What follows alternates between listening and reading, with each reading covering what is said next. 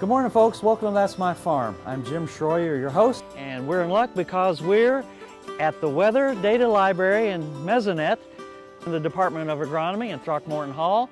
We're going to be meeting with the individuals involved with collecting the data and how all this information benefits you. We've got to take a break, so we'll see you after these words from our sponsor. Thank you. Closed captioning brought to you by Ag Promo Source. Together we grow. Learn more at agpromosource.com. That's My Farm is brought to you in part by Tallgrass Commodities. Big enough to serve, small enough to care. Good morning, folks. Welcome to That's My Farm. I'm Jim Schroyer, your host, and with us we have Mary Knapp, our Assistant State Climatologist, and we're going to be talking about the Weather Data Library that's housed in the Department of Agronomy here at K-State, and the Mesonet and various things in the other segments. But Mary, kind of take us off on what the Weather Data Library does and what we're all about. Okay, basically give you a very short history. Back in the 70s, the National Weather Service decided that climate wasn't an important part of their mission, and they eliminated the State Climate Office. At the time, Dr. Dean Bark, who was a professor of physics here at Kansas State University, said, wait a minute, this is vitally important to agriculture and to the citizens of Kansas. So he worked with the university to maintain that program. It's now migrated through various iterations, and we are housed in the Department of Agronomy. We have an expanded office now, so we have a full-time tenure-track faculty, Dr. Jama Lin, who is the state climatologist. His focus is on research. He has 2 graduate students working with him, and the research is geared towards climate and climate impacts on various phases of Kansas life. And so that's not just agriculture. We're talking about everybody. But everybody, water use, urban environments, because weather does impact everybody. My role is more in the outreach area, so I will be talking to producers. I do presentations to STEM classes, so wide variety of things. I also help prepare standard products that go out, so we do a weekly update to the drought monitor. We also do weekly drought updates, and yes, there is still drought in Kansas, and a number of other things. And then again, we serve as a source of information for producers or for citizens who might need to know more about the weather. We do a lot with the Mesonet data, and you'll be talking to Chip Redmond and the various other members of the Mesonet group of the team later in the segment. But we also work with the National Weather Service, and we archive data from the Co-op Observing Network. We are a co-op observing site here in Manhattan, and that is our official Manhattan reporting station. Our data goes back to 1856, which actually predates the college. So we do have a very long history of accumulating weather information and making it available. And probably our third outreach area is with COCORAS. COCORAS stands for Community Collaborative Rain, Hail, and Snow Network. Rainfall is one of the most variable measurements that can be collected if you think of it as weather, and it's very expensive to use an automated observation technique for it. There's a lot of problems with keeping the gauges clean and bugs and everything like that, and the instrumentation itself is expensive. So with the COCORAS network, we use a standard 8-inch plastic gauge that's used with the National Weather Service Storm Spotter network, so it's comparable from site to site. Volunteers get a gauge, deploy it, and report daily with the rainfall. So you're basically citizen scientists, so to speak, or at least reporters. Now the COCORAS program is across the country and has actually gone international. So we have Canadian groups, and the Bahamas have recently joined. Mary, thanks for giving us that overview. I appreciate that. Folks, we have to take a break right now, so we'll see you in a minute after these words from our sponsors. Watch Ag AM in Kansas online at agaminkansas.com. Brown Chevrolet Buick in Wamego is driven by the spirit of American ingenuity. Come in for a new Chevrolet car, truck, or SUV. If we don't have exactly what you want, we'll find it for you. And we also have a great selection of used cars. We make sure you have an easy, fun, and transparent sales experience that saves you time and money. But if you want high-pressure salesmen and hours spent in the finance office, you'll just have to go elsewhere. Brown Chevrolet Buick in Wamego. We're making car buying great again. Soil is the life of a farm, and for 25 years, SureCrop Liquid Crop Nutrition has helped growers produce abundant quality crops while preserving and improving the soils they steward. SureCrop offers complete soil and plant analysis with cropping recommendations, delivery direct to your on-farm storage, and quality crop nutrition custom blended for your field. Choose SureCrop for the assurance of excellence for your soil. Call today or visit their website for more information. That's My Farm is brought to you in part by Tallgrass Commodities. Big enough to serve, small enough to care. Welcome back to That's My Farm. I'm Jim Schroyer, and with us in this segment we have Chip Redman, who is the manager of the Mesonet. And so Chip, tell us a little bit about the Mesonet. We got a chart back here, and tell us what it is and what it does, and take off. Okay, yeah, we have 56 stations spread out throughout the state. About half of them are towers, which are 30-foot towers, and the other half are tripods, and they're about 3 meters tall. The network originated in 1985, and it started at research and extension sites. And from there, it's slowly grown over time, especially in the 2010s. Because I remember when there was 33 for a long time. We're in that 30 ballpark for a long, long time, so we're up to 56 now. Yeah, we're up to 56 now. We're actively growing. We try to gain 1 or 2 stations a year, just as long as we can gain additional funding to maintain them. Sure. And we're trying to fill in a lot of the gaps. So we aim to put stations in where there are no National Weather Service stations, or there are no other KDOT stations or anything like that. So we try to hit the areas that are not well represented across the state. And so our main use of our network, since we originated the research and extension stations or at farms, the main use is agriculture. Right. So that's a fundamental use, and that's what we try to drive for. Well, how many? You have 56, but you add a couple every year. What's the goal? Is the one to have one at least in every county? Yeah, long-term goal will be 105 stations, one in every county. With that, you know, that takes a lot of money and a lot of funding. Well, maintenance is going to take a lot of manpower, a ton of manpower. We visit every station at least 2 times a year. We do spring maintenance, fall maintenance, and then we do emergency maintenance as well. So as soon as we can get a notification within an hour of either a variable out of like temperature, too high, too warm, or the station's so you not already recording. know that something's wrong. It flags it. It's flagged, Yeah, and you can. Correct. You can see 150 degrees. You know that in Saline County that it's hot, but it's not quite that hot. No. So we can do emergency maintenance and be out there as soon as possible to replace that. Okay, so let's take it to the next step. You collect all this data, 24 hours a day on 56 stations. Now what?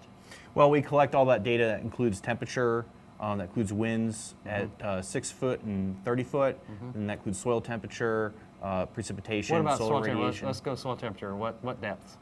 We record depths at 2 inch and 4 inch, and then we have our soil moisture sensors, which are at the towers, also record at different depths. Okay.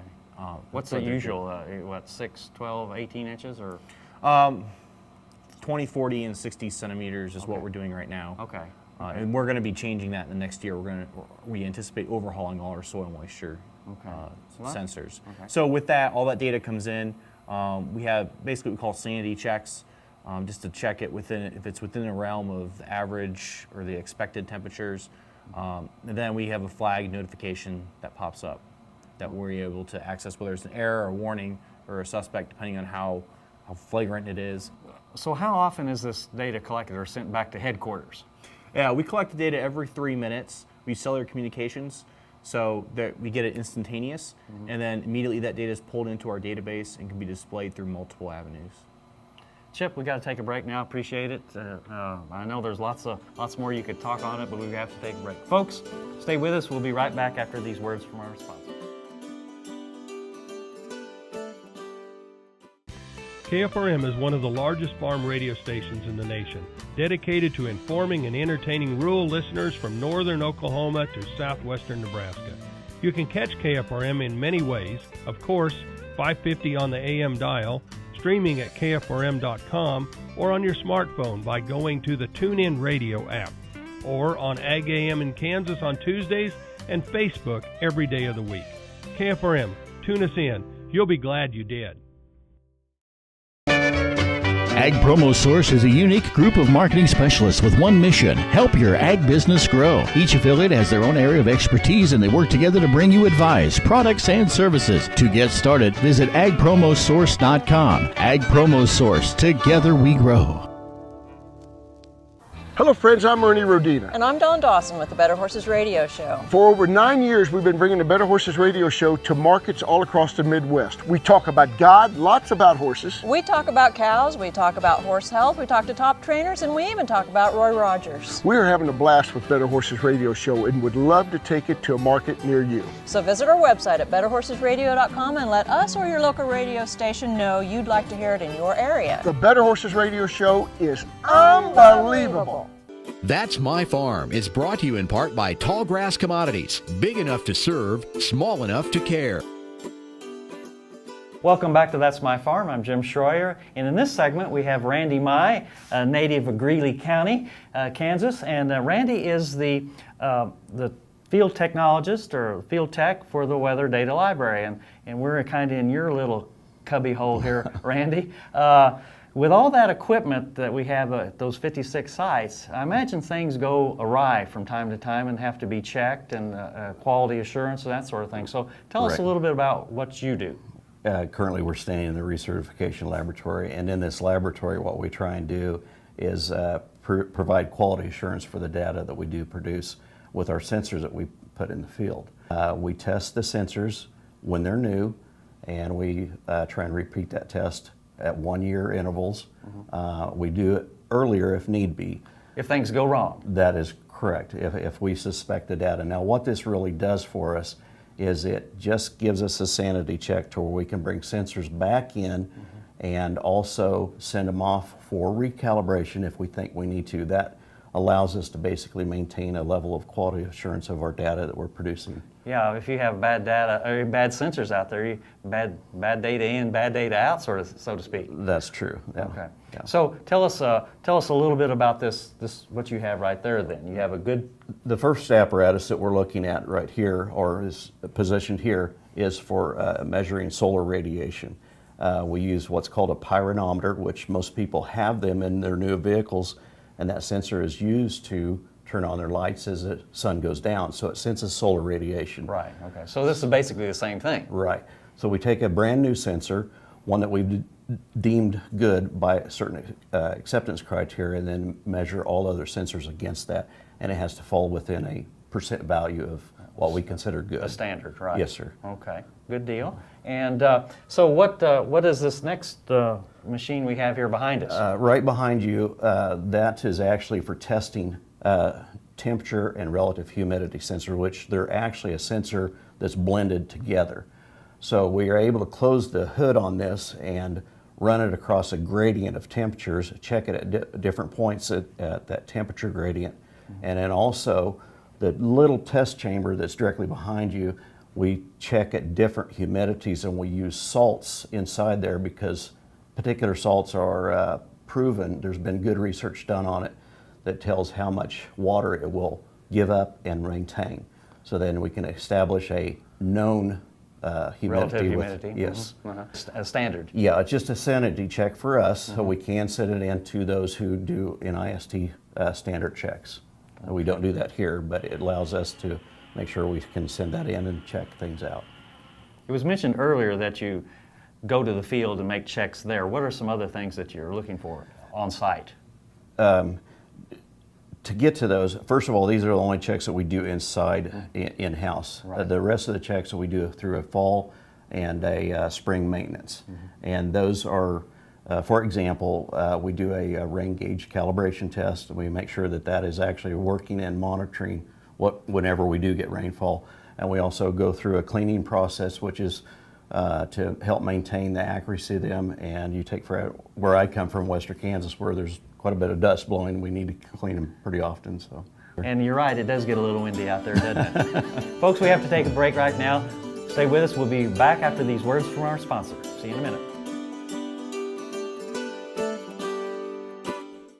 Tarwater Farm and Home has been family owned and operated since its beginning in 1978. What you need for farm and agriculture, lawn and garden, clothing and footwear, and so much more. You'll be surprised at what you'll find in this huge store. They have what you need and lots of it. So come take a look. You'll discover that customer service is first and foremost. Always has been with the Tarwaters. Tarwater Farm and Home, 4107 North Topeka Boulevard. We do business with Blueville because of the quality of their work. It is excellent quality, and because they make a commitment to their customers. We enjoy the benefits of hiring a good company to help us maintain this home. We will always do business with Blueville. We have for many, many years, and there's no reason for us to look for any other service. The Kansas Wheat Innovation Center in Manhattan is rediscovering ways to get improved varieties and new genetics in the hands of farmers faster. Grower-led and checkoff-funded research initiatives are bringing about positive change. This grassroots leadership provides a strong voice in Topeka and Washington, D.C. Now is the time to partner with Kansas Wheat in moving wheat forward. Kansas Wheat Commission and Kansas Association of Wheat Growers. Farmers investing in their future and yours. Log on to rediscoverwheat.org. That's My Farm is brought to you in part by Tallgrass Commodities. Big enough to serve, small enough to care. Welcome back to That's My Farm. I'm Jim Schroyer, and with us we have Randy Mai, the field technologist or the field tech for the Weather Data Library and Mesonet group here. So, Randy, tell us what we have behind us here. Directly behind us we have a 10-foot tripod and a 30-foot tower, which is representative of all the stations that we have across the state of Kansas. This is one of the 56? This is one of the 56, yes, okay. sir. So kind of take us through what's down there. Well, the 30-foot tower has basically the thing that's the difference between the 10-foot tower. It has one additional wind vane on it, or anemometer. So that's the largest difference.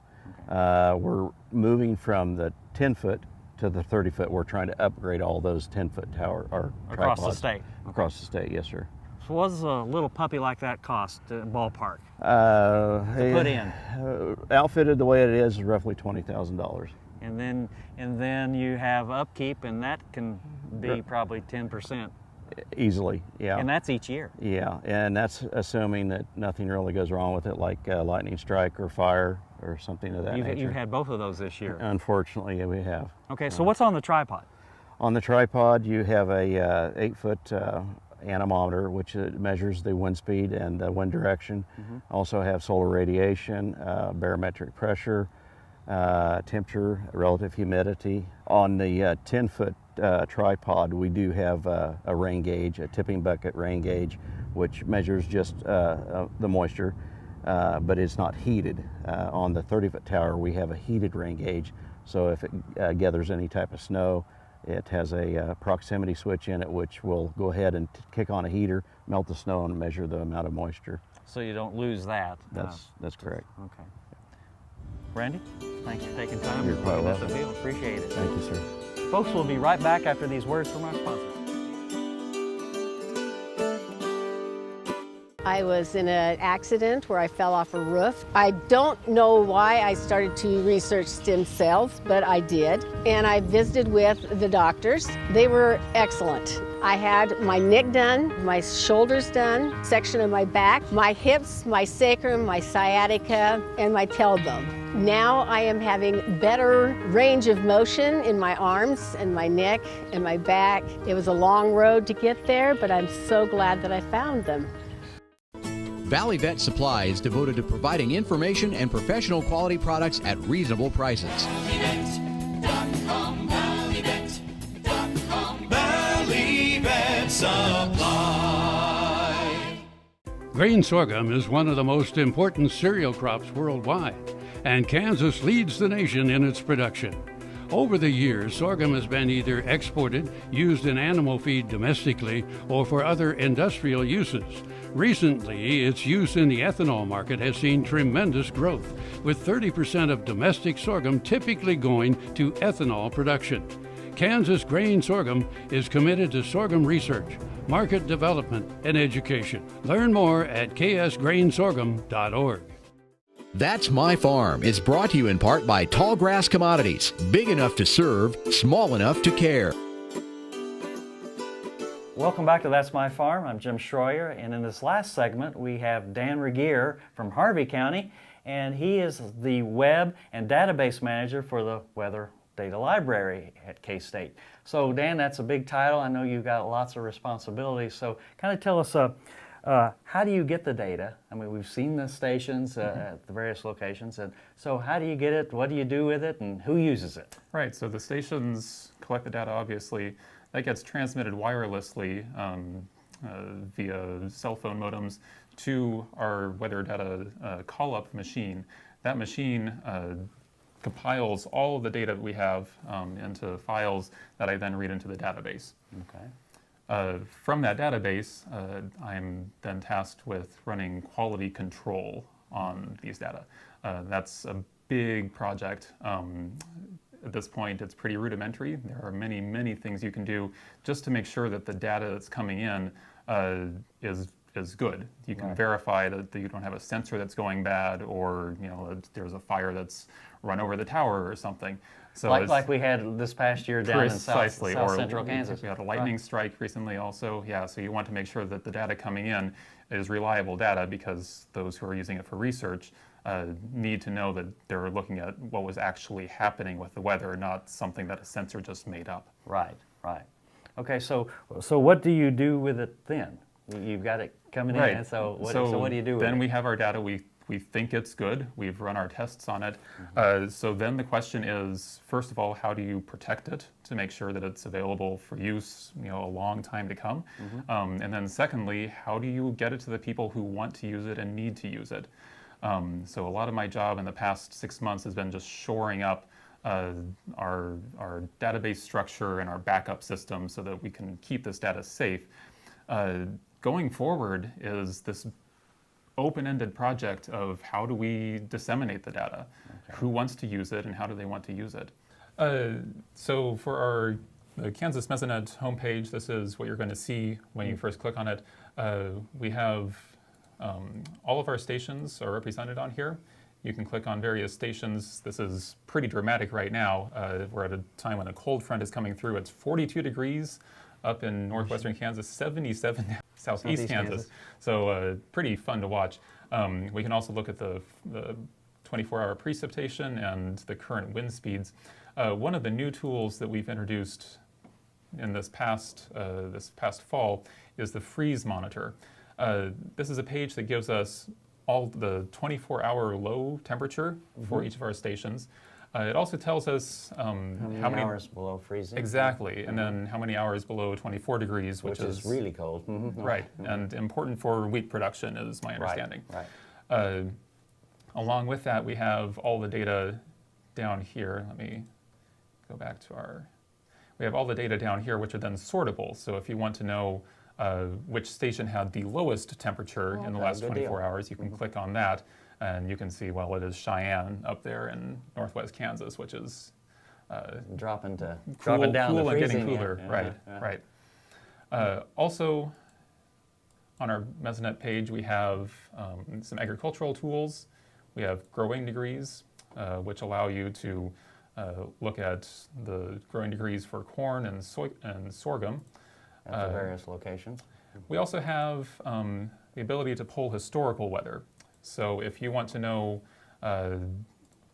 what the temperatures look like for the last week in Manhattan, or what they look like this week 2 years ago in comparison, we can pull that data, and you have all of this, and you can pull that into your Excel spreadsheet if you're a researcher, or jot it down in your diary if you're just interested in what the type of daily temperature was. Dan, I really appreciate this. You've really done a good job. You've really updated here as of late, haven't you? Thanks for being with us on this episode of That's My Farm. And don't forget, next week about this same time, will be another episode of That's My Farm.